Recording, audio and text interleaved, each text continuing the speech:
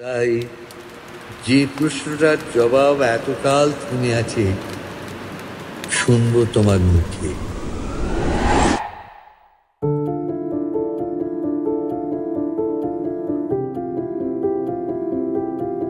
দশমীর দিনটা আমরা কোন জায়গায় বেরোই, পয়সা হয়তো পেলাম আমরা, কিন্তু সব জলে চলে যাবে, মনটা খুব খারাপ হয়ে যায়।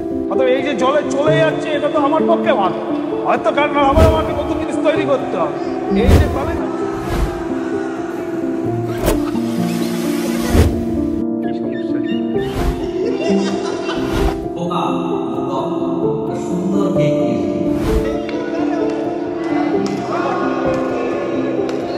সত্য করে বলবে তো?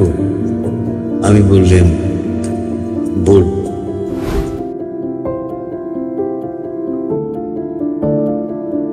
কিছুই নেই বাকি, একটু রইলেন চুপ করে। তারপর বললেন, রাতে সব দাঁড়াই আছে দিনের আলো ফিরে।